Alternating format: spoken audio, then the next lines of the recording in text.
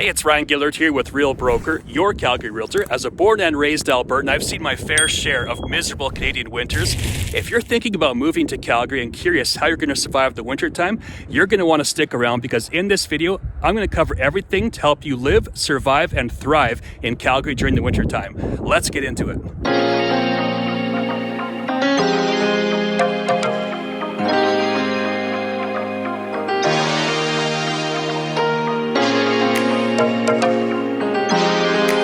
Now, Calgary is known as being a very livable city. In fact, it is one of the most livable cities in the entire world and is constantly rated in the top 10 in multiple publications. But there's a catch though, in that Calgary has long and exceptionally cold winters with unpredictable weather. With that said, Calgary's winters can be a fun time of the year if you know how to handle them. And there are actually parts of winter that I enjoy and look forward to. And in this video, I'll go over exactly why I think that way. Now, as usual, if you are watching this video either from a different part of Canada or internationally, you're thinking of relocating to Calgary and you could use some help with someone that has boots on the ground here, I would love to be that person to help you out. Feel free to reach out to me. You can either call, text, email, or comment. All of my information is found in the written description below. So let's get into it here. All right, first things first, let's talk about how cold does it get in Calgary in the wintertime. And I would say every winter there's probably 1 to 2 cold snaps where it can get as low as say minus 40 Celsius, plus the wind chill factor, which makes it feel colder. And to give you an idea of how cold that is, in your home, in your freezer, it's about minus 18 Celsius in the freezer. So it's very, very cold at minus 40. You can get frostbite within a minute or two, I would imagine. And those are rare. Those cold snaps, they do happen, but they're not like the common weather that we have here. I would say December, January, February are the coldest months in Calgary. And a typical day in January, you might see a low of minus 10. The average might be like minus 5, and the high might be like 0 to plus 1. That's very easy to dress for, especially in Calgary. We have a very dry climate, very sunny. And if it's minus 5, I could stay outside all day long. It doesn't bother me at all. That's quite easy to dress for. And that's like your typical weather during the winter. But again, it can get down minus 20, minus 30, even to minus 40 sometimes. But those cold snaps are not like the predominant weather that we have here. They do occur, but I would say like the minus 10s to say plus 10 is like the typical range in the winter time. So a phenomenon that we have in Calgary is that we have a lot of like the warm, moist air coming from the Pacific Ocean. It hits the BC side of the mountains. It rains a lot. Then what's left over is the dry, warm air on the Alberta side, which warms up our climate. And we can have temperatures that are minus 40 one day, and within a few hours, it can be as warm as plus 10 to 15. So I would say our predominant weather pattern is just unpredictable. Hot, cold, but very dry and very sunny for the most part. Now, if you're watching this from overseas, you're not quite sure how our typical months are. I would say the winter sets in Calgary in like mid-November typically, and it warms up maybe early April. For the most part, again, it's unpredictable, hot, cold. I've actually seen snowstorms in May. You know, they melt right away, but they do happen occasionally. And I've seen snowstorms as early as September. And they'll melt as well, but they do happen almost throughout the year, except for maybe June, July, and August. And with climate change, I think Calgary's actually getting a little bit milder, which is good, but we're also seeing a lot more forest fire smoke here, which is quite annoying as well. So just a very unpredictable climate is the main point here. And next up, let's talk about how to dress for the winter. Now, obviously, if you're a Canadian watching this, you know how to dress for the winter. I'm going over this because there are many people who are from international warmer locations who are calling me, texting me, emailing me. So this is more for them. And the main idea here is that the body parts that get the coldest are the extremities, like the ears, the toes, the fingers. So you're going to want to get like a nice toque. So we call it a toque. You might refer to like a hat or a beanie or whatever you want to call it. We call it a toque.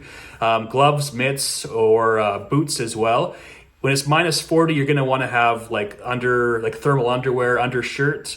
And I would also recommend having multiple jackets to live comfortably in Calgary, just because our weather is so unpredictable, hot, cold.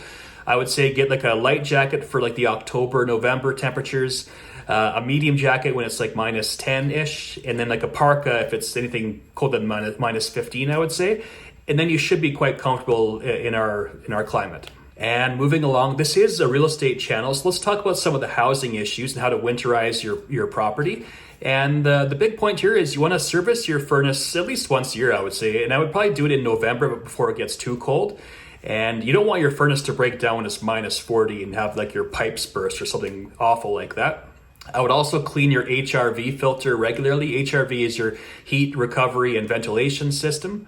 You're going to want to clear your gutters and make sure that your downspouts are pushed away from the property. So the gutters, you want to remove any kind of debris so the water flows to where it needs to go. And the downspouts are designed to help the water move away from the foundation of the property, just so you don't get any kind of water damage in your property. And this is a common occurrence in most home inspections. There's always some part of the property where the grading is not perfect, and it can cause some water issues if you're not careful. So these are easy fixes that can help minimize damage in the future. And the next point here, another big one I would say, is that you want to turn off any water to outside taps and then drain the water from it, just so you don't run the chance of one of your pipes bursting. Easy to do, but if you don't do it, it could cause a lot of damage. I would also check your doors just to make sure there's no drafts. You want to keep your furnace bill down as low as you possibly can, especially nowadays. Our utility bills are so high in Alberta.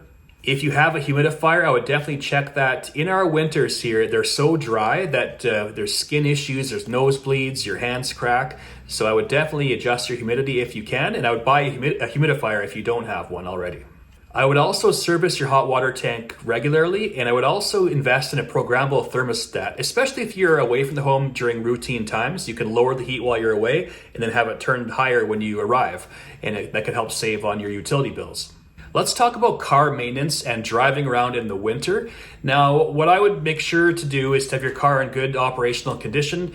I would keep the fluid levels topped up. So what that means is having your antifreeze topped up and your windshield washer fluid. Because our roads are so sloppy in the winter, because it does get hot, cold, it gets a bit slushy. So that's why you want to have your windshield washer fluid topped up. I actually carry a spare jug in my trunk area just because I drive around a lot. And in terms of antifreeze, if it's low or if it's leaking, your heater won't work. This just happened to me last week. I was driving around, it was like minus 10, and my car was blowing cold air. The heater wasn't working. I've got an issue with my antifreeze at the moment, so that can be a bit annoying. Now, the next point, this might sound a bit odd if you're coming here from a warm climate. Because it gets so cold here, our cars have a block heater. So what that is, it's like a little extension cord coming out of the hood area, and you plug that into an outlet. A lot of our parking stalls have outlets. And when you plug it in, it warms the engine block heater enough so that it starts in very cold temperatures. So if you don't do this, you don't plug your car in when it's minus 40, there's a good chance that your car won't start. So this is one of those Canadian things that many countries, they have no idea this actually exists. But I would just have like an extension cord in your back seat for this reason. I would also carry booster cables.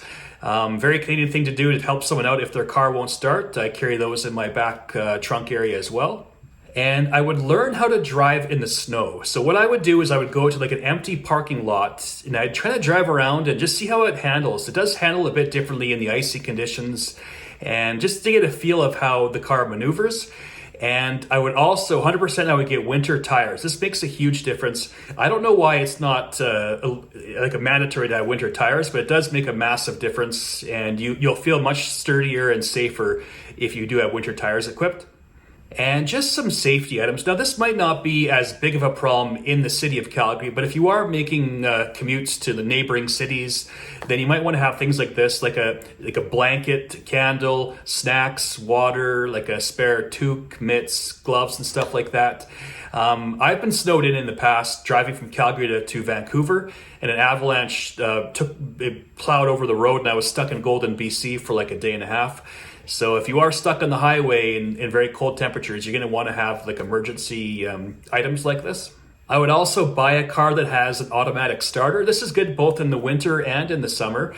And when it's minus 30 outside, it sucks getting into a freezing cold car. So it's definitely good to have an automatic starter for that reason. Now let's talk about driving around in the wintertime. I've already mentioned you want to have winter tires. That will definitely help out.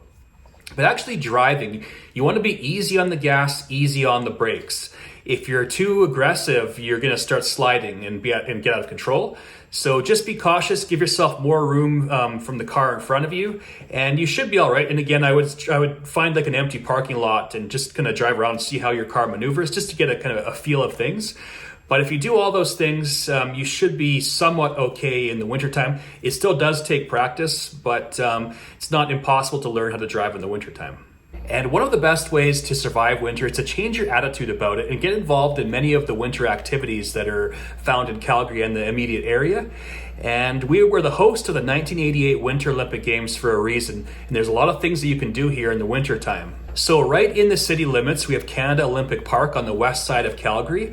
And so there's an actual ski hill there. There's like a snowboard park. There's the ski jumps, the luge, the bobsled.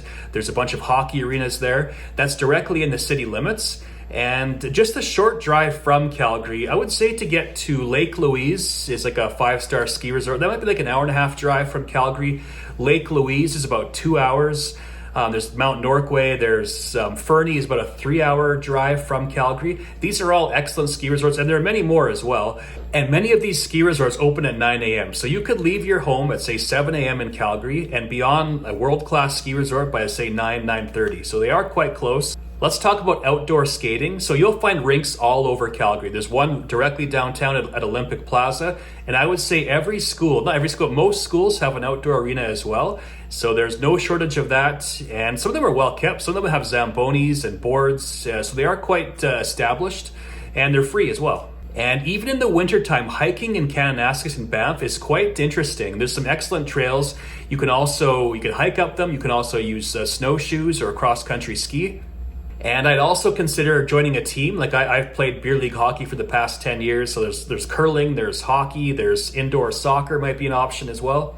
So I'd become a tourist and try to get involved in all these different activities. And it does make winter a lot more fun.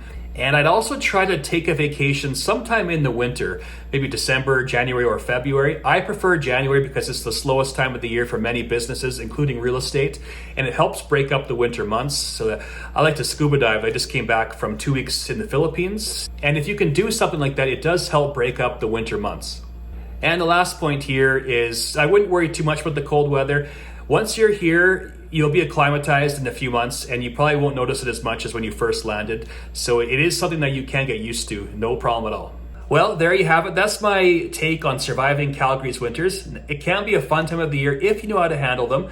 Thanks again for watching. And if you are out there watching this and you could use some help buying or selling real estate in the Calgary area, I'm easy to get a hold of. Give me a call, shoot me a text, send me an email. Thanks again for watching. Have a great day.